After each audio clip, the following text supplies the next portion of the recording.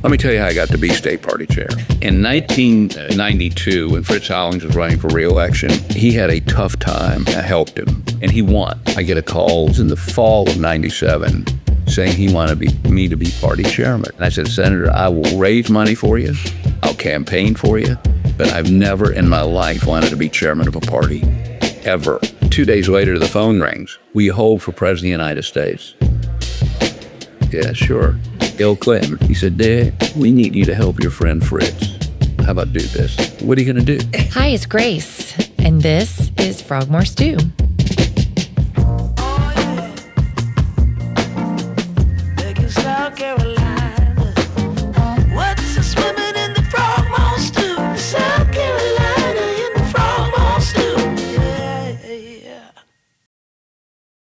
So how are we feeling this week, friends? Some weeks I just feel empowered, and some weeks I feel just completely overwhelmed with all of the news. But one thing that I do know is having conversations about what is happening around us is so very important. With that in mind, I am going to ask you for a favor. Every Friday, we do an episode of Second Helping a Stew, and I'd really like to hear a question from you that we can cover. You can send it to us via DM on Instagram or TikTok, or you can email us at info@frogmorestewsc.com. And by the way, if you dig what we're doing, if we pass your vibe check, leave us some stars and a comment, and then come hang with us on Instagram and TikTok. Subscribe to our Substack and check out our frogmorestewsc.com website. All right, that's our housekeeping for the day. So let's get on to today's episode. Dick Harpootlian is a larger-than-life personality wrapped in so many layers of complexity. In doing research for the interview that you're about to hear, I read a quote from a writer called Michael Bailey that said, "Anybody, regardless of color, can find themselves a victim of one of his tirades or the target of an off-colored comment. He embraces who he is, even if that is irreverent, raucous, and rude," end quote. After reading that, I was a little nervous to talk to him. But as you'll hear, he's a walking encyclopedia on South Carolina political history. He is funny, he is charming, he's a little quirky, he's quite polished, and he has an unbelievably accomplished wife. He was willing to answer anything, and he was completely confident in his experience-based beliefs. We covered his time as a solicitor, a county council member, a state party chair, a state senator, a criminal defense attorney, hello, Alec Murdoch, and most recently as an author. I think you're really going to enjoy this one. So it's great to have you. So nice to meet you. Nice to meet you. Good to be here. We're in Greenville today, which is outside of your norm. We're at a book event for you for your upcoming book. But I want to just first kind of go back. You started out as a county council member. Well, actually, I started out as a assistant solicitor in 1975 in Richland County. But that was before county council. County council. Okay. I did that for 8 years, left the solicitor's office, went into private practice, ran for county council in 86. Okay. Got elected, served till 90 when I ran for solicitor. My old boss didn't run again. I was solicitor from 91 to 95. Okay. Went back out into private practice, and then in 98, I became chairman of the South Carolina Democratic Party.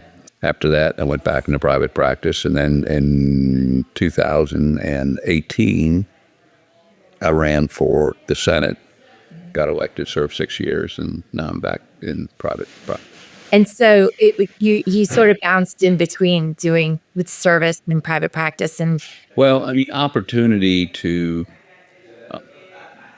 do things. I mean, the solicitors runs no brainer. Yep. The deputy solicitor, loved doing it. Right. And always wanted to be the solicitor. So Yeah. the run for county council was not something I had anticipated. Yeah. But a good friend of mine, Jim Barbary, was on county council, decided to run for lieutenant governor against Nick Theodore, Okay. and said, you ought to run for my seat. It was an at-large. Back then we had at-large seats. I ran. I enjoyed my service. The county council is... They're enormous budgets, right? And people often don't pay attention to who their county council member is, but it's a really important job. And I think that's where I began becoming interested in the minutia of budgets and why are we doing this and who benefits. Right. And so when I became solicitor, I began, one of the things I began really being interested in before we even had a statewide grand jury was public corruption. I indicted and convicted the president of the University of South Carolina, Jim Holderman. I convicted 2 out of the 3 ABC commissioners. I did a series of public corruption prosecutions and probably the state's first environmental prosecution. Very satisfying. Yeah. And as a senator, I was just amazed by the Department of Commerce and how they just threw money, I mean, tens, hundreds of millions of dollars. Yeah. Voted against the $150 million or almost $200 million we spent or gave to the Panthers organization for their practice facility, which ultimately turned out to be a boondoggle. Right. And as a result of that, I got major legislation passed to rein in how the Department of Commerce could spend the money. And why do you think that is? I mean, do you think that they just had sort of, well, like with, for example, what you just mentioned, the practice facility, do you think that was there a good intent behind that? Did they think that was going to bring a lot of money to South Carolina, or do you think it was just inexperience? I think South Carolina has an inferiority complex, or we did. Yeah. We don't believe people will come here unless we pay them to do it. And Greenville knows that's BS. Yeah. I mean, there are people that want to come here. Or Charleston. In Charleston, that's BS. Now, Columbia, I did participate before I left the Senate in the negotiations with Scout, that's a Volkswagen, and we gave them $1.2 billion. But what I made sure of was that there was a major clawback provision, so we didn't get screwed like we did with the Panthers. And if they don't go through, not only do we get $1 billion back, Right. we get the land and the develop facility that 1.2 is being spent on. We actually make money if they fail. We don't get 6,000 jobs. We don't get what really would help Richland County. Right. You know, y'all have BMW. We don't have that in the Midlands. So it's a good deal, but I think we probably paid too much, but I wasn't involved in that piece of it. But there are callback provisions that make sure we don't just flush the money down the toilet. Right. And I want to talk a little bit about your time as the party chair, the state party chair. We had Ken Martin on the podcast when he was still running for the national party chair. And one of his big things was that he really wanted to create a red state fund. He kept talking about, we need to support the red states. We're not supporting red states. And a lot of people, I think, when they're looking at the current state party, they feel like because it hasn't been supported over a long period and they haven't done the consistent work, it's contributed to the supermajority that we have in the House and the Senate.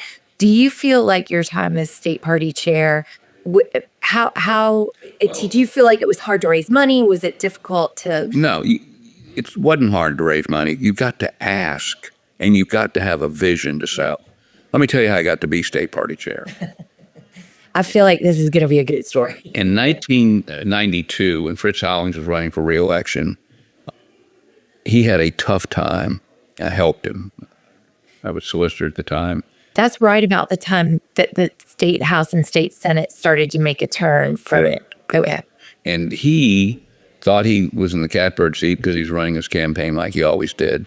No television. I mean, this is... Right.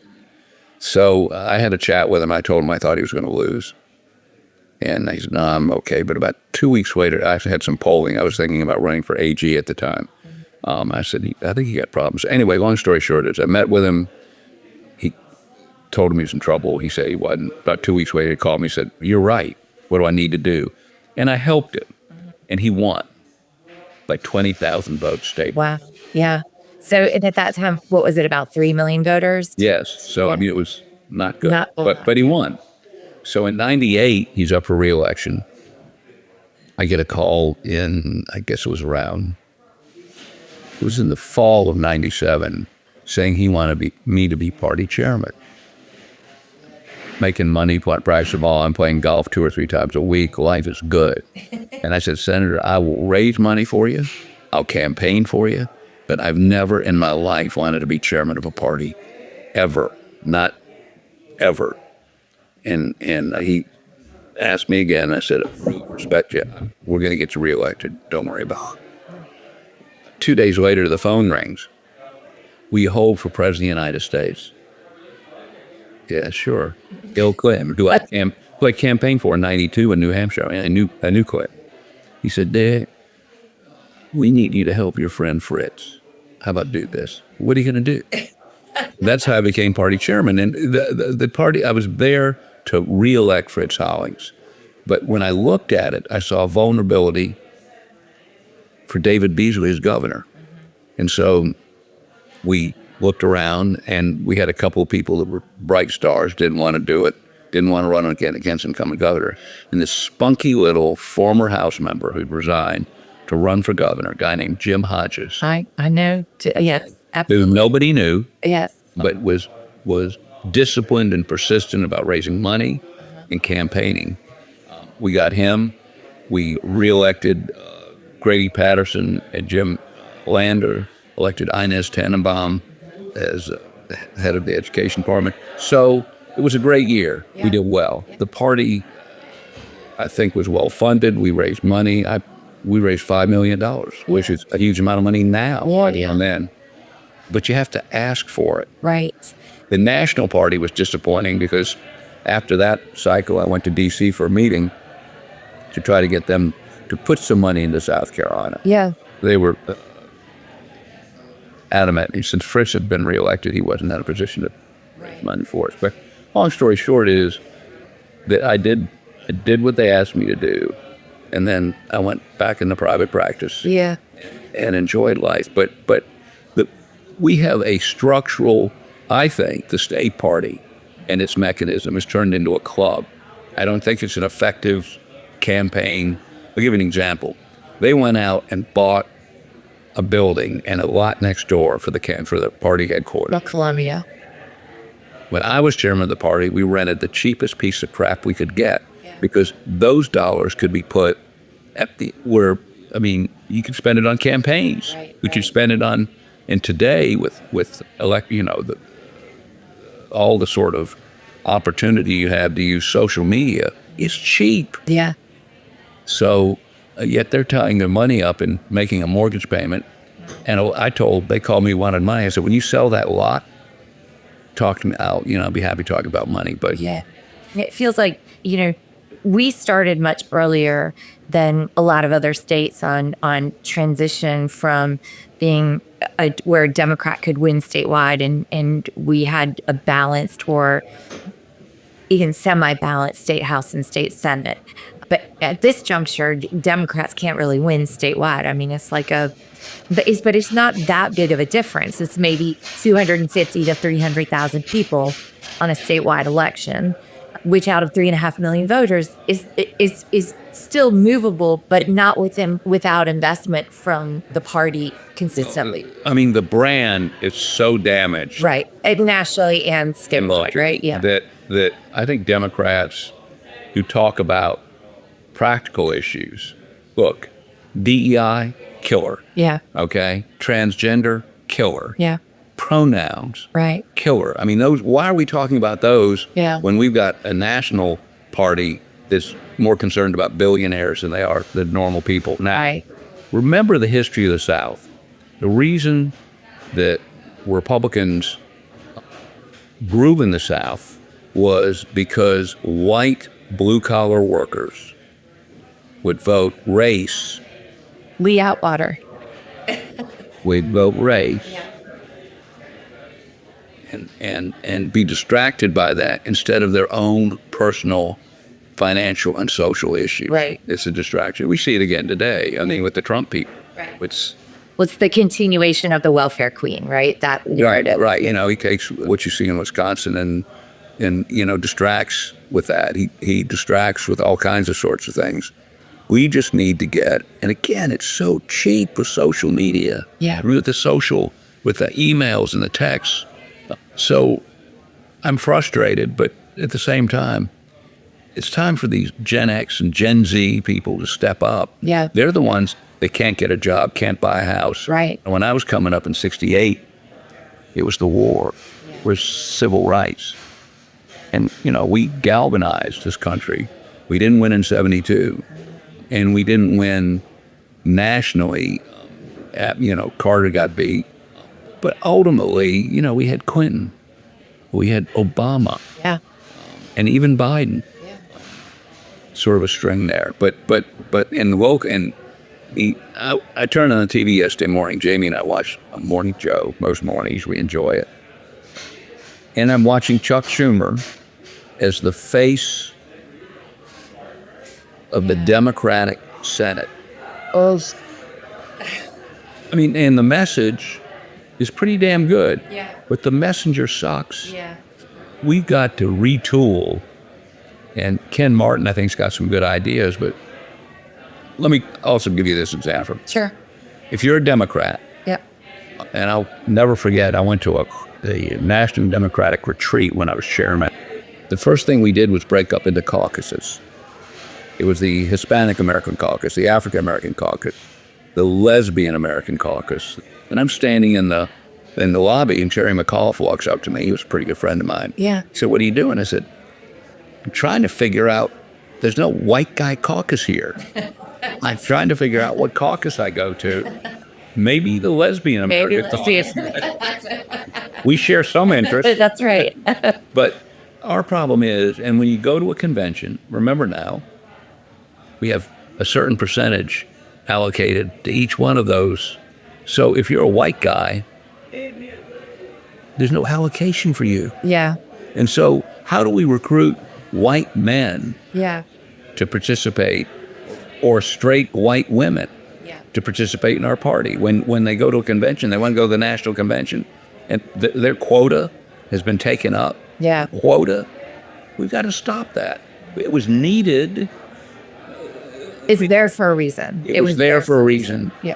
Just like in 1986 when I ran for county council, no black people got elected, and a county was 40% black. Right. So we went to single-member districts. Yeah.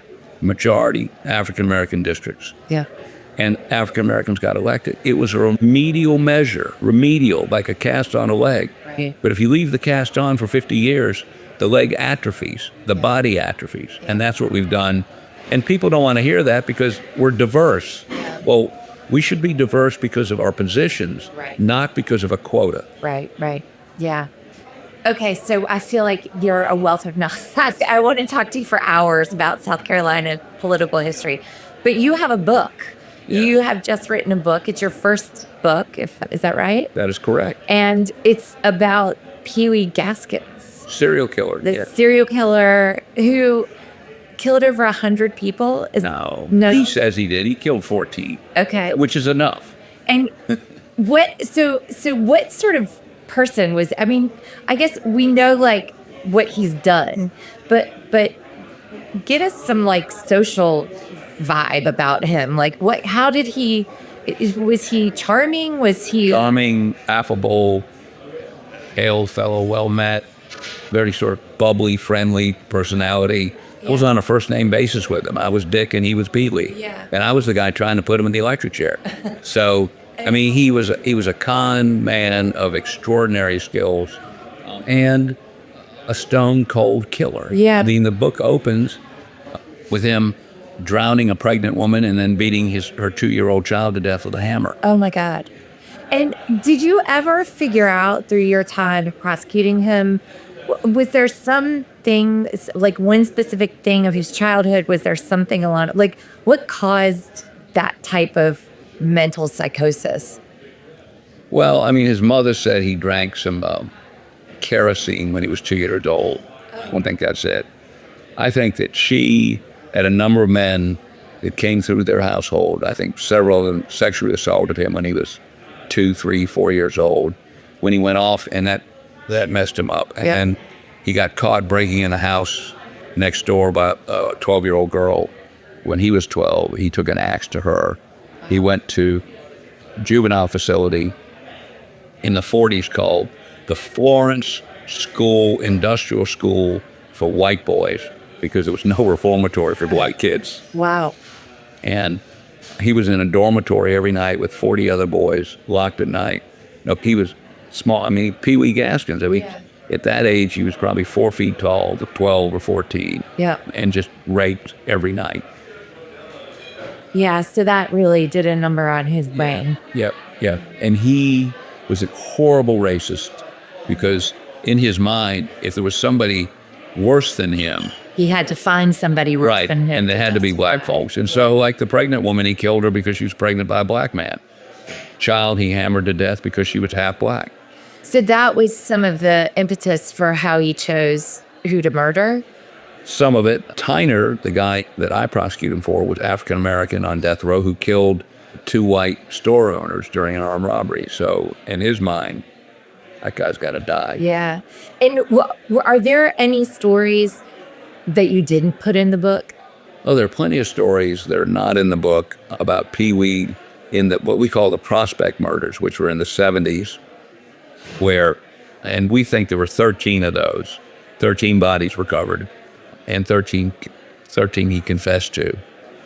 He was married 6 times. Wow. Never divorced. So he got out of the juvenile detention and then went, or out of this reformatory, and then lived a normal life for a while, or just wasn't caught? Well, I talked to several people who, he was a roofer, and he put roofs on their house. A guy called me after the book came out and said, look, my dad was a roofer in Sumter in the 50s and 60s, and Pee Wee worked with him. Pee Wee would pick him up, and Pee Wee drove a hearse. How about that? A hearse.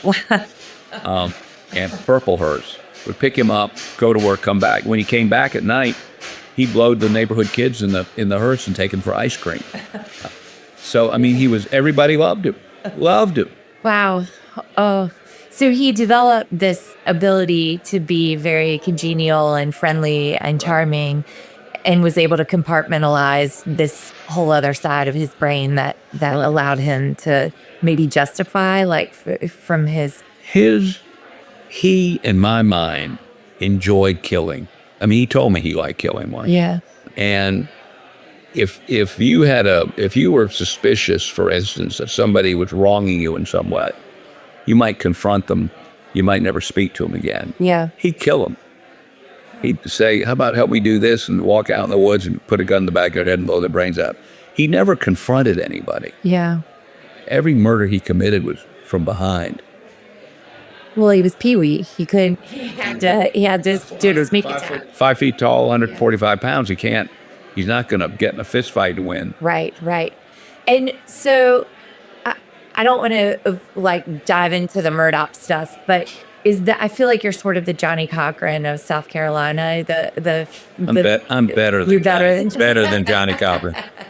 Is there a book coming out about the Murdochs? Will that be? Well, there will be a book, but we're arguing the appeal on February 11th. That is, and there's 2 appeals. One is from the trial, and we think there are a number of legal errors in the trial that would merit a new trial. Yeah. But then we have the clerk of court, Becky Hill, trying to fix the case, talking to jurors, and that's a separate appeal. They'll both be heard at the same time, and we feel strongly the law requires them to give us a new trial. Yeah. And do you feel like I would be curious to, and this is probably another podcast episode, but the difference between prosecuting Pee Wee Gaskins without social media, just with newspapers, and then fast forward to the Murdoch trial, and you being on the other side, how you could compare and contrast that entire, completely one side to the other, how different it was. Court TV covered it, and people got their feed from them. The Pee Wee Gaskins. No. Murdoch dropped it, yeah. Because there was no court TV. There was nothing. No right? court TV, no there was social media, local internet, news, local newspaper, right? It was just, we had a morning and an afternoon paper in Columbia, the Record and the State. Yep. And then you had your television, but television wasn't allowed to go in the courtrooms back then. Right. So it was basically just what you read in the newspaper. And it was tremendous coverage of it. People were very interested, but not like Murdaugh. I mean, I think, I remember going to the courthouse the first morning, people in sleeping bags on the courthouse lawn. I asked the guy, "Where are you from?" "Kansas." Wow. "What are you doing here?" He said, "I want to be in, they got 200 people in. I want to be in there." I said, "Well, it's on TV." Yeah. And he said, "No, I want to be part of it." Yeah. And as the trial went on, the level of interest just grew and grew and grew based on, I mean, there were 10 different television outlets that are covering it. I mean, not just, I'm a guy who grew up with 3 networks, NBC, ABC, and CBS. Yeah. Now you've got court TV. You had Nancy Grace out on the lawn every day. You had just about every Law and Order network, whatever the hell that is. But big feed. Everybody's commenting. Everybody's watching it. Everybody's got their opinion about what this witness said and didn't say. Yep. I've never seen anything like it. And I'm not sure it's good for the system, to be frank with you. Yeah. But you got an open courtroom. It's gossip amplified. Well, there are 100 people downstairs waiting to meet you and shake your hand and have you sign the book. So my last question is, what is a hook that you can tell people that's in this book that will make them absolutely have to go read it? So it's about Pee Wee Gaskins, a just prolific murderer. Killed people, killed babies, killed pregnant women, he killed all kinds of people. The book is not just about Pee Wee. It's about me. It's about me being in college in the 60s and being a long-haired liberal, anti-war, anti-death penalty guy. Yeah. And how my transition to where I end up in a courtroom with this guy, prosecuting, put in the electric chair, and my philosophical, moral transition into that, and how it affected me. Now, that wasn't the only murder case. I did dozens and dozens of horrible murder cases. For sure. What does that do to you? And does it destroy your empathy? Does it destroy your ability to sympathize? Even, look, I can tell you, as horrible as Pee Wee is, or was, I regret having to kill. I mean, it was an act of self-defense. I regret the death of anybody. Yeah. Any of the people that say I pulled the switch or glorify killing somebody. Yeah. They're as bad as he is. Yeah. Well, I'm just so happy to meet you, and you're so fascinating. It's so interesting to talk to you. And been around a while. Walking history of South Carolina politics for sure. Thanks so much for being on the podcast. Happy to be here. Thank you. That's all the Stew for today. Talk to you next week. South Carolina, where the sun be shining and the sweet